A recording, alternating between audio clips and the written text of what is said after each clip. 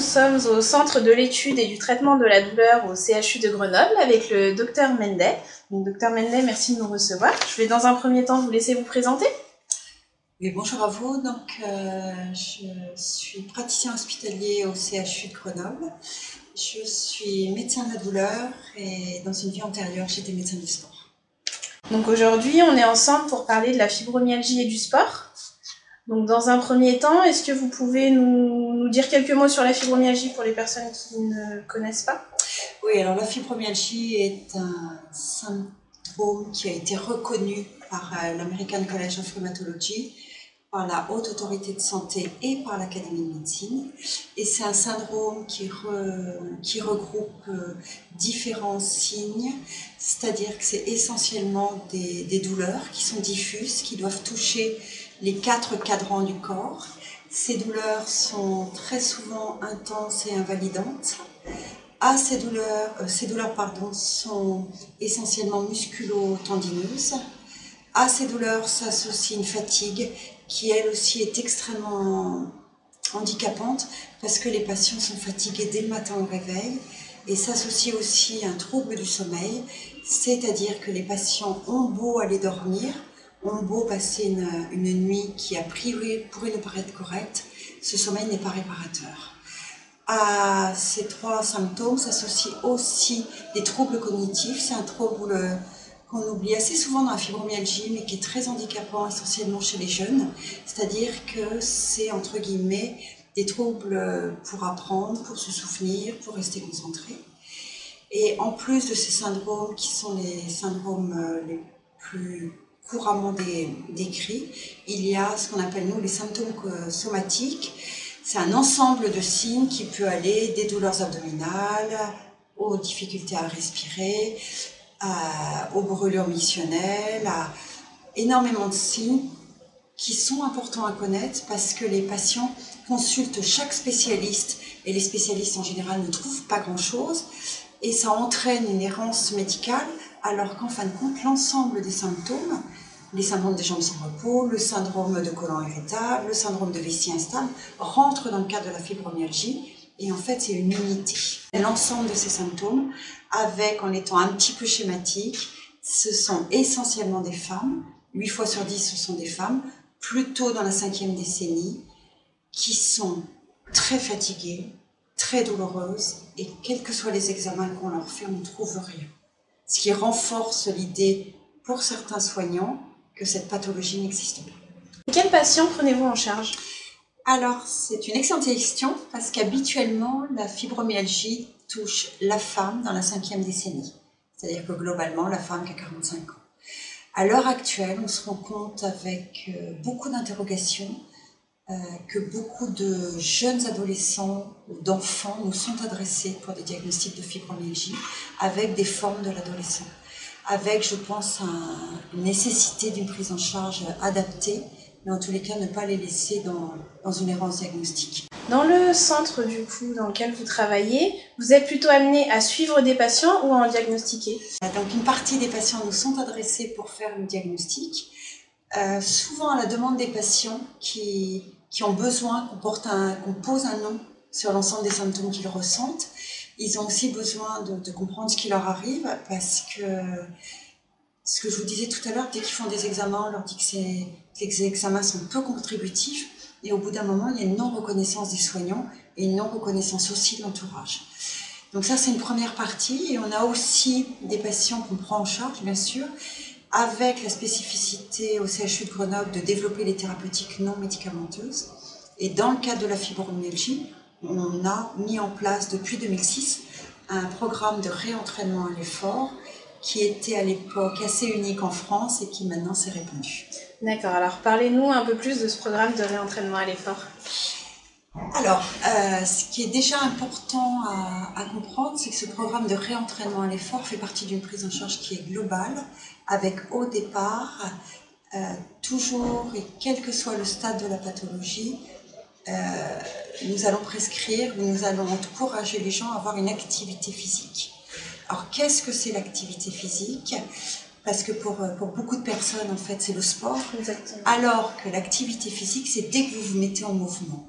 Si je me lève de ma chaise, juste quelques minutes et que je me remets à mon bureau, c'est déjà l'activité physique. Donc l'activité physique, elle comprend les activités professionnelles, en sachant que certaines activités professionnelles peuvent être extrêmement coûteuses au niveau énergie. Quelqu'un qui est bûcheron aura une activité physique importante, même s'il ne fait pas de sport.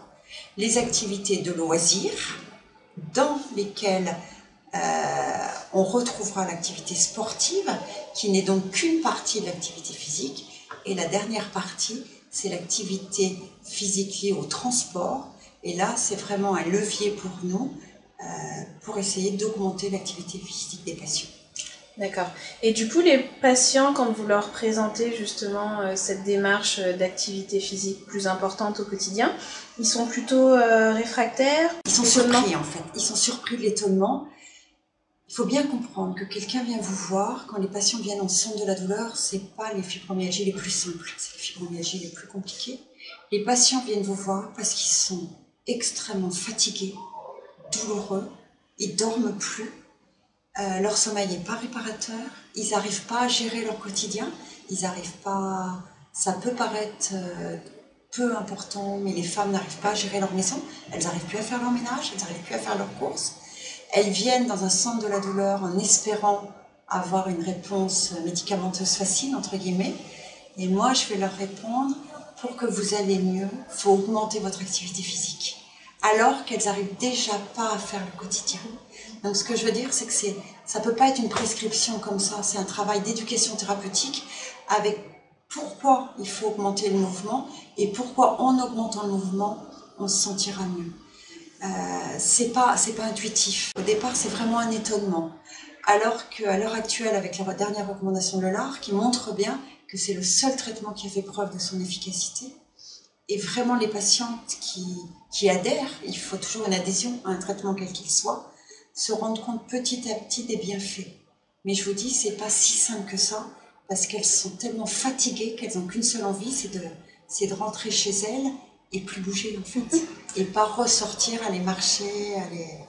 Et pour les patients qui vous répondent oui mais j'ai peur d'avoir des courbatures, d'avoir encore plus de douleur, d'être encore plus fatiguée. C'est vrai, c'est vrai. La prise en charge par le mouvement, dans un premier temps, peut générer plus de douleur.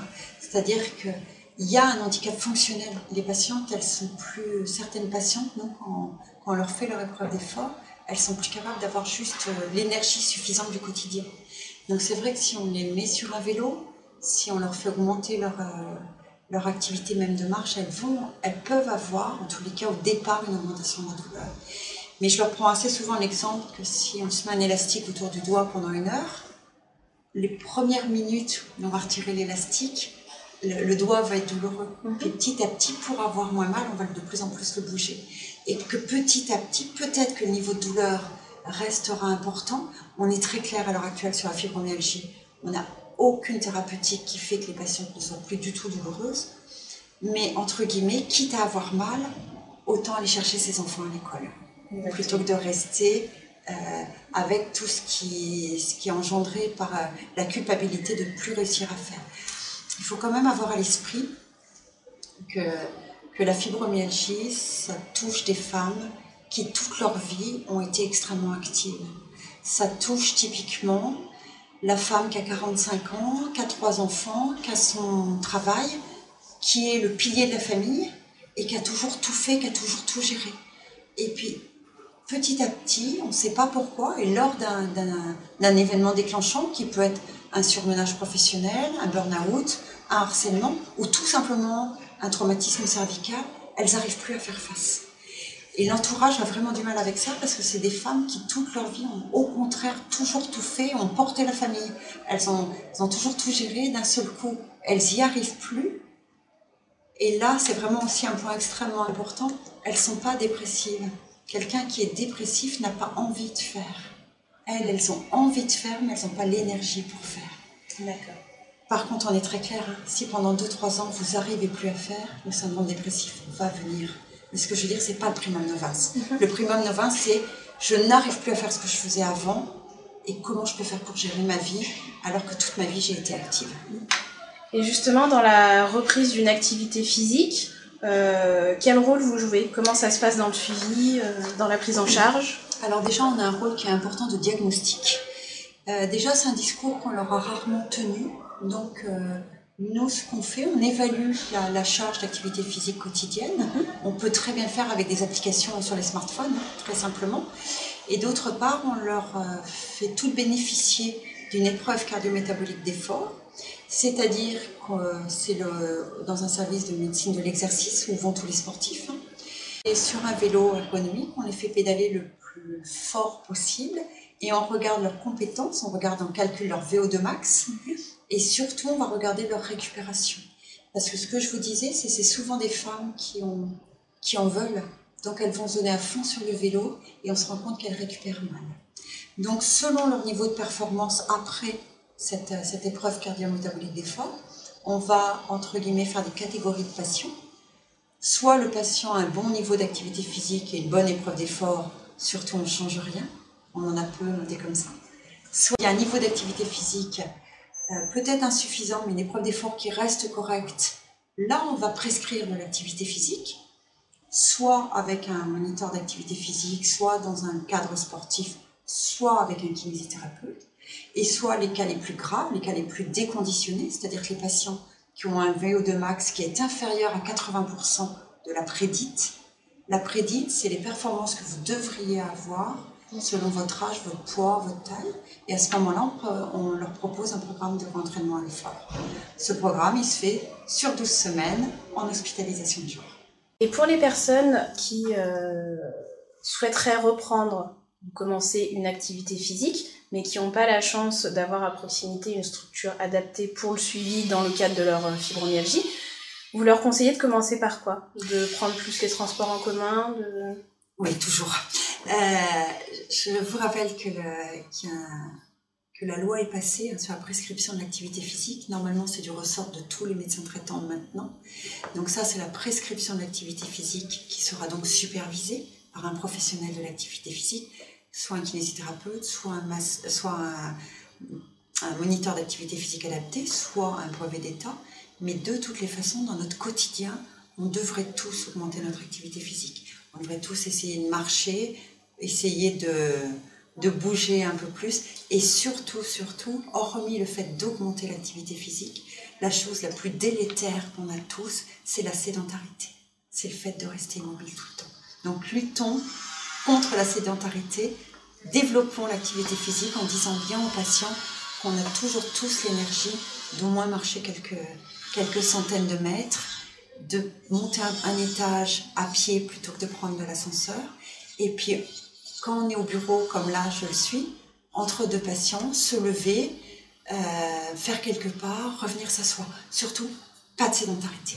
Très bien. Eh bien, je crois que ce sera le mot de la fin. Je vous remercie, Dr Mendet. Merci à vous.